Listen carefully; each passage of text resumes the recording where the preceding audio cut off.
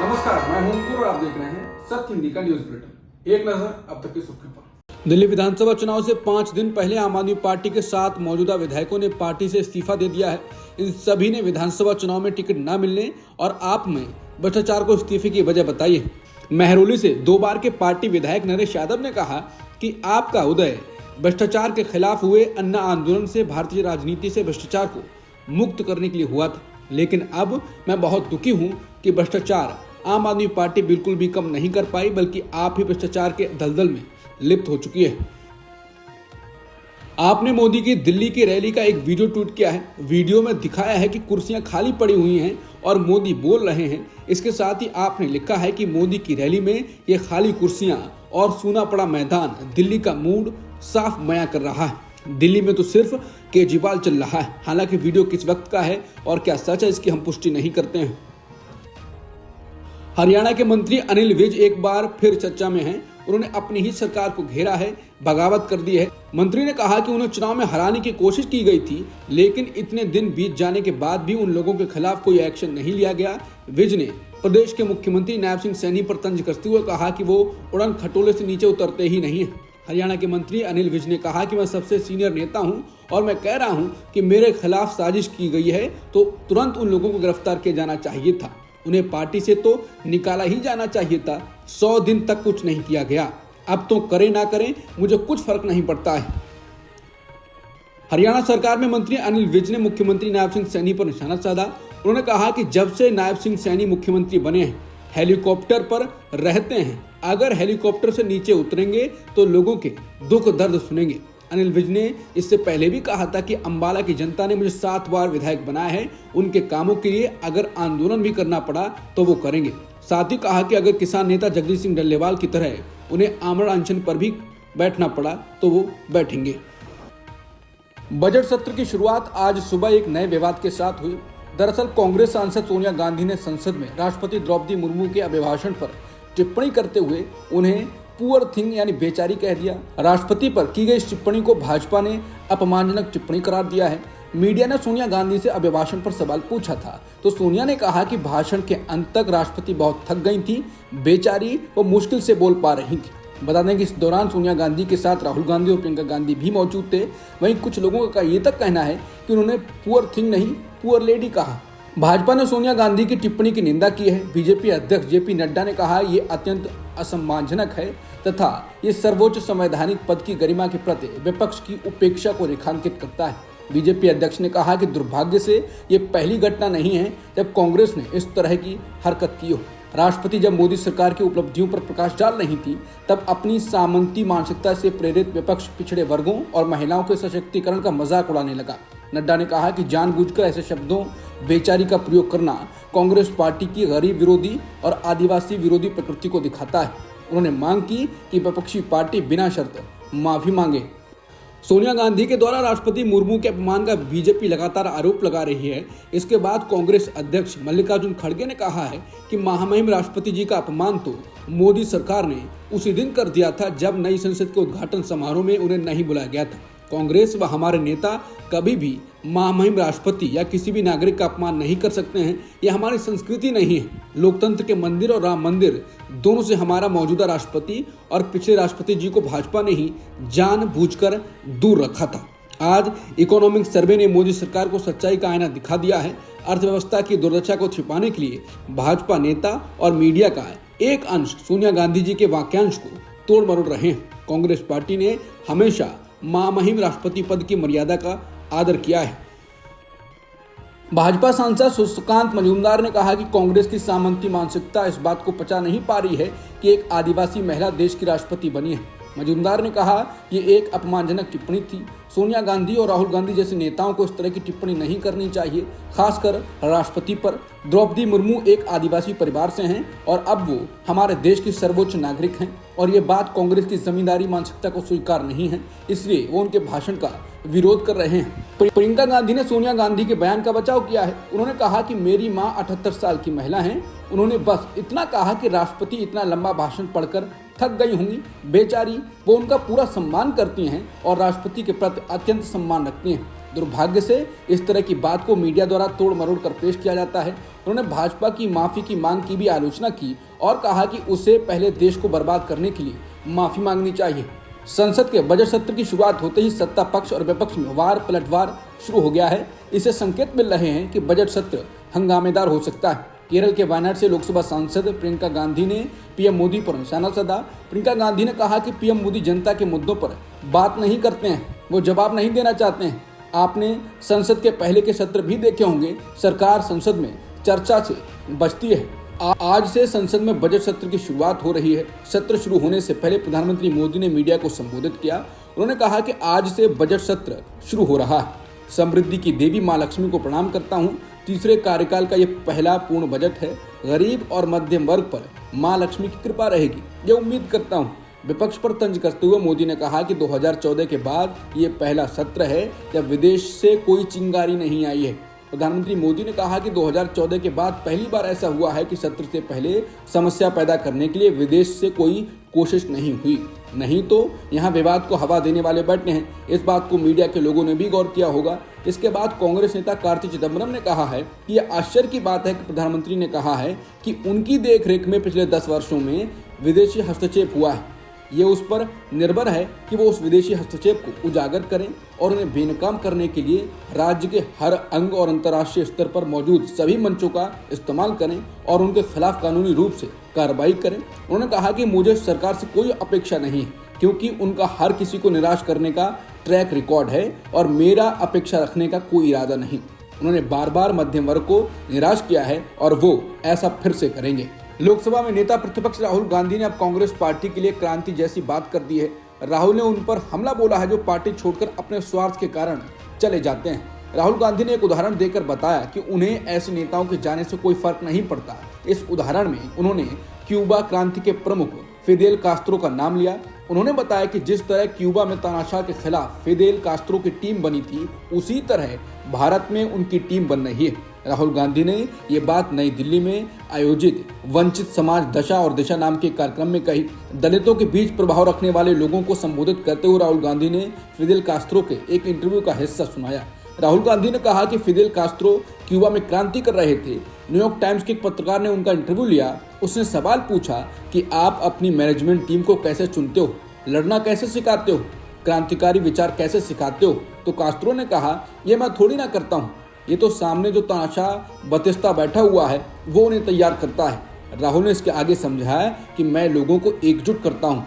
आधों को वो तानाशाह मार देता है, कुछ भाग जाते हैं और जो बच जाते हैं वो मेरी मैनेजमेंट टीम में बन जाती है। राहुल गांधी ने आगे कहा कि यहाँ भी ऐसा ही हो रहा है। जो मोदी जी डरा देते हैं तो भाग जाते हैं। मैं उन्हें कहता हूँ कि भागो भैया, महल बचाओ, जान बचाओ, मुझे फर्क नहीं पड़ता। मुझे तो अपनी मैनेजमेंट टीम चाहिए। मैं अपनी टीम को ट्रेनिंग नहीं दे रहा हूँ, मोदी जी दे रहे हैं। वो हमारी मदद कर रहे हैं। कांग्रेस पार्टी की सफाई हम नहीं कर सकते, ये काम मोदी ही कर सकते हैं। जब हमारे लोग उस ओर दौड़ रहे होते हैं तो हमारा काम दरवाजा खोलने का होता है। हमें बस सच्चे मैनेजर चाहिए। जब राहुल गांधी ने महल बचाओ भागो कहा तो इसके बाद लोग कह रहे हैं कि राहुल ने बिना नाम लिए सिंधिया जैसे नेताओं पर निशाना साध दिया। कुछ लोग कह रहे हैं कि राहुल गांधी ने अब कांग्रेस में ही बगावतियों के खिलाफ बगावत कर दी है। वो अब कांग्रेस पार्टी में बदलाव ला रहे हैं और उनके ये बोल उसी का उदाहरण है। बता दें, चर्चा बहुत पहले से चल रही है कि राहुल गांधी कांग्रेस में मौजूद स्लीपर सेल को साफ करना चाह रहे हैं। लोग कहते हैं कि अगर राहुल ने ऐसा कर दिया तो नई कांग्रेस उठ खड़ी होगी। महाकुंभ में 2 जगह भगदड़ हुई, एक तो संगम पर और एक झूसी पर। संगम का तो सबको पता चल गया, लेकिन झूसी की भगदड़ को सरकार और प्रशासन दबा रही है। डीआईजी वैभव कृष्णा ने कहा कि दूसरी जगह हुए हादसे के बारे में कोई रिपोर्ट ही नहीं है, लेकिन अब एक महिला सिपाही ने उनको झूठा साबित कर दिया है। कांग्रेस नेता सुप्रिया सुले ने महिला सिपाही का वीडियो ट्वीट किया है, जो वीडियो में कह रही हैं कि यहाँ पर बहुत ज़्यादा भीड़ हो रही है। कुछ चीज़ें हम वीडियो में बता नहीं सकते, लेकिन हाथ जोड़कर विनती है कि जल्दी से जल्दी फोर्स भेजिए।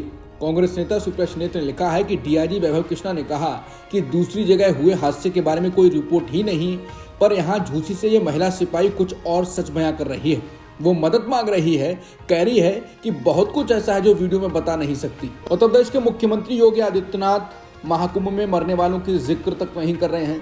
ये तक नहीं कह रहे अपने मुख से कि कोई कुचल कर मर गया। बाद में एक वीडियो में आंसू भी छलका दिए और अब एक फोटो चल रहा है जो योगी आदित्यनाथ के आधिकारिक ऑफिस ने ट्वीट किया है, जिसमें वो मुस्कुराते हुए फोटो खिंचवा रहे हैं। ट्वीट में बताया गया है कि मुख्यमंत्री श्री योगी आदित्यनाथ जी महाराज से आज लखनऊ में जनपद उन्नाव के पूर्व विधानसभा क्षेत्र के माननीय विधायक श्री अनिल सिंह जी ने सपरिवार शिष्टाचार भेंट की, जिसके बाद लोग इसको शेयर कर रहे हैं और लिख रहे हैं कि उफ ये मुस्कुराहट, कल जो देखा था वो कोई स्वप्न था शायद।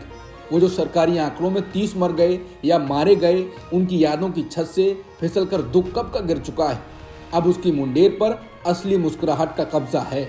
महाकुंभ में मौनी अमावस्या के मौके पर श्रद्धालुओं की भारी भीड़ के बाद मची भगदड़ ने कई परिवारों की खुशियां छीन ली। योगी सरकार भी एक्सपोज हो गई। उसने झूंसी में हुई भगदड़ को पूरी तरह से छुपाया, केवल संगम में हुई भगदड़ का जिक्र किया। लेकिन अब सब कुछ सामने आ गया है कि कैसे झूंसी में लाखों की भीड़ को मैनेज करने के लिए रात में एक सिपाही तक नहीं था। लोग योगी सरकार की अव्यवस्था पर नाराजगी जाहिर कर रहे हैं और जिनके लोग खो गए या जिनके लोगों की जान चली गई वो रो रहे हैं।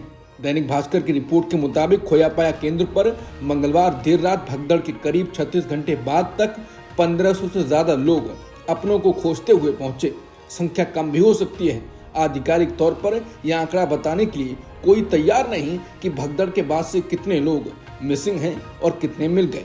किसी का पति नहीं मिल रहा, किसी का पिता या माँ या बहन। लोग रो रहे हैं कि पता नहीं वो जिंदा है या नहीं।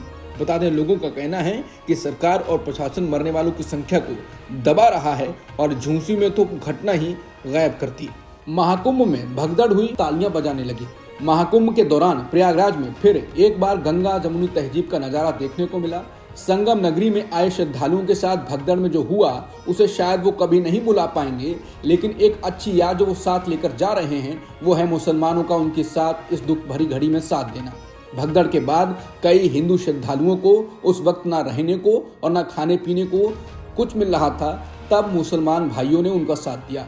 वो संकट में फंसे श्रद्धालुओं की मदद करने के लिए अपने घरों से निकलकर सड़कों पर उतर आए। उनके लिए भोजन, पानी, कपड़ा, दवा और आश्रय का इंतजाम करने में जुट गए। वो उनके लिए अपने घर, मस्जिदों और दिल के दरवाजे खोल रहे हैं। 25 से 26 हजार श्रद्धालुओं के लिए मस्जिद, मजार, दरगाह, इमाम बाड़े और अपने घरों के दरवाजे खोल दिए। इलाहाबाद से कई ऐसे वीडियोस और तस्वीरें सामने आ रही हैं जो इस बात की गवाही दे रहे हैं कि हमारी जड़ें कितनी गहरी हैं। महाकुंभ में मची भगदड़ के बाद से कई वीडियो सामने आए हैं। इस बीच एक वीडियो आया जिसमें एक पुलिसकर्मी श्रद्धालुओं के लिए बनाए जा रहे खाने में मिट्टी बालू डालता दिखाई दिया। इस वीडियो को सोशल मीडिया पर कई लोगों ने शेयर किया है। इनमें यूपी के पूर्व मुख्यमंत्री अखिलेश यादव भी शामिल हैं। अखिलेश ने कहा कि यह दुर्भाग्यपूर्ण है कि जो लोग महाकुंभ में फंसे लोगों के लिए भोजन बनाने की व्यवस्था कर रहे हैं, उनके सदप्रयासों के ऊपर राजनीतिक विद्वेषवश मिट्टी डाल दी जा रही है। जनता संज्ञान ले। जब वीडियो वायरल हो गया और सीधे योगी पर आंच आने लगी, जो कि पहले से बुरी तरह से गिर चुके हैं, तो अब पुलिस वाले को निलंबित कर दिया गया है। प्रयागराज की गंगानगर पुलिस ने मामले का संज्ञान लेते हुए कार्रवाई की। एक्स पर पोस्ट के जरिए बताया गया कि तत्कालीन थाना प्रभारी सोराव को निलंबित कर दिया गया है। विभागीय कार्रवाई जारी है। अरविंद केजरीवाल ने अब कहा है कि दिल्ली वासियों को बहुत बहुत बधाई, हम सबका संघर्ष रंग लाया। दिल्ली में जो जहरीला पानी भेजा जा रहा था वो अब बंद हो गया है। दिल्ली में आने वाले पानी में अमोनिया की मात्रा 7 ppm से घटकर 2 ppm हो गई है। अगर हम आवाज नहीं उठाते और संघर्ष नहीं करते तो आज दिल्ली की आधी आबादी को पानी नहीं मिल रहा होता। हमने दिल्ली को बहुत बड़े पानी के संकट से बचा लिया। चुनाव आयोग ने मुझे नोटिस देकर सजा देने की धमकी दी है। चुनाव आयोग को मेरा जवाब। इसके साथ ही केजरीवाल ने राजीव कुमार को अपना जवाब भी लिख कर दिया है। अमेरिका के राष्ट्रपति ट्रंप ने गुरुवार को ट्रूथ सोशल पर एक पोस्ट के जरिए एक बार फिर से ब्रिक्स गुट पर निशाना साधा। ये पहली बार नहीं है जब ट्रंप ने ब्रिक्स को आड़े हाथों लिया है। ब्रिक्स को पश्चिमी विरोधी गुट के रूप में देखा जाता है, जिसमें चीन, रशिया, भारत, ब्राजील और दक्षिण अफ्रीका थे। लेकिन इस गुट का अब विस्तार हुआ है और इसमें यूएई, ईरान और इंडोनेशिया जैसे देश भी शामिल हो गए हैं। ट्रंप ने गुरुवार को लिखा है कि ब्रिक्स देश डॉलर से दूरी बनाने की कोशिश कर रहे हैं और अब तक हम ये देखते रहे हैं, लेकिन अब वो समय खत्म हो चुका है। उन्होंने लिखा कि ब्रिक्स देश इस बात को सुनिश्चित करें कि ना तो वो कोई नई करेंसी बनाएंगे और ना ही अमेरिकी डॉलर के बजाय किसी और करेंसी का समर्थन करेंगे। अगर इस बात को सुनिश्चित नहीं करते हैं तो उन्हें 100% टैरिफ का सामना करना पड़ेगा। इसके अलावा उन्हें बेहतरीन अमेरिकी अर्थव्यवस्था से बाहर होना पड़ेगा।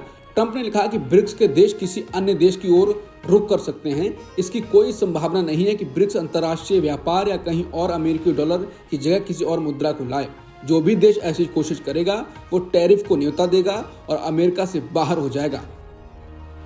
भारत के विदेश मंत्रालय ने अमेरिकी राष्ट्रपति ट्रंप की ओर से ब्रिक्स में शामिल देशों पर टैरिफ लगाने की चेतावनियों के बारे में प्रतिक्रिया दी।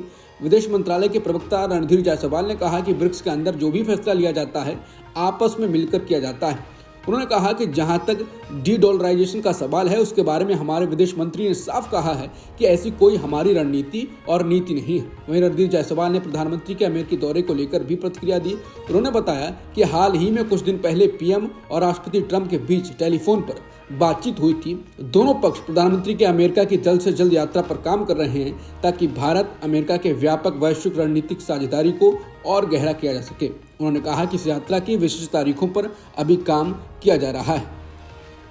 अमेरिकी राष्ट्रपति ट्रंप ने कहा है कि बर्थ राइट सिटीजनशिप यानी जन्मसिद्ध नागरिकता मुख्य रूप से गुलामों के बच्चे के लिए है, ना कि पूरी दुनिया के लिए अमेरिका में आने और ढेर हो जाने के लिए है। बता दें, शपथ लेने के बाद ट्रंप ने बर्थ राइट सिटीजनशिप एक कार्यकारी आदेश जारी किया था इसके खिलाफ, जिसे अगले दिन सिएटल की एक अदालत ने रद्द कर दिया। ट्रंप ने अब कहा है कि गुलामों के बच्चों को जन्मजात नागरिकता देना बहुत अच्छा काम था और मैं इसके लिए 100% पक्ष में हूँ, लेकिन इसका उद्देश्य ये नहीं है कि पूरी दुनिया का कब्जा अमेरिका पर हो जाए। उन्होंने जोर देते हुए कहा कि हमें पूरी उम्मीद है कि सुप्रीम कोर्ट में हम जीत हासिल करेंगे। हम ये केस जीतने जा रहे हैं और मैं इस जीत के लिए काफी उत्सुक हूँ। अमेरिका में बुधवार रात अमेरिकन एयरलाइंस के एक विमान की हवा में ब्लैक हॉक हेलीकॉप्टर से टक्कर हो गई थी। इस हादसे में सभी 64 लोगों की मौत हो गई थी। टक्कर के बाद विमान पोटोमैक नदी में गिर गया था। नदी में लोगों के शवों को खोजने के लिए सर्च ऑपरेशन शुरू किया गया था, मगर अब खबर आई है कि गोताखोर दल ने खतरनाक परिस्थितियों के चलते ये ऑपरेशन अभी रोक दिया है। गोताखोरों का मानना है कि वो उन तमाम स्थानों को खंगाल चुके हैं जहां तक वो सुरक्षित पहुंच सकते थे। अमेरिकी कोस्ट गार्ड नदी में एयरक्राफ्ट का मलबा हटाने में मदद करने के लिए तैयार है ताकि गोताखोर प्लेन क्रैश में मारे गए लोगों के शव खोज पाएं। नदी में क्रैश हुए विमान का मलबा हटने के बाद जब परिस्थितियां सुरक्षित हो जाएंगी तो उसके बाद गोताखोर दोबारा अपना अभियान शुरू करेंगे। भारतीय महिला टीम ने सेमीफाइनल मुकाबले में इंग्लैंड को हराकर आईसीसी महिला अंडर 19 टी20 विश्व कप के फाइनल में जगह पक्की कर ली है। शुक्रवार को मलेशिया के कुआलालंपुर में इंग्लैंड के साथ खेले गए सेमीफाइनल मैच में भारत ने इंग्लैंड को 9 विकेट से हराकर विश्व कप के फाइनल में दक्षिण अफ्रीका के खिलाफ अपनी जगह बनाई है। अब तक की सुर्खियों में इतना ही। बाकी खबरों के लिए बने रहिए सत्यहिंदी.com के साथ। Copyright disclaimer under Section 107 of the Copyright Act 1976. Allowance is made for fair use for purposes such as criticism, comment, news reporting, scholarship, and research. Fair use is a use permitted by copyright statute that might otherwise be infringing.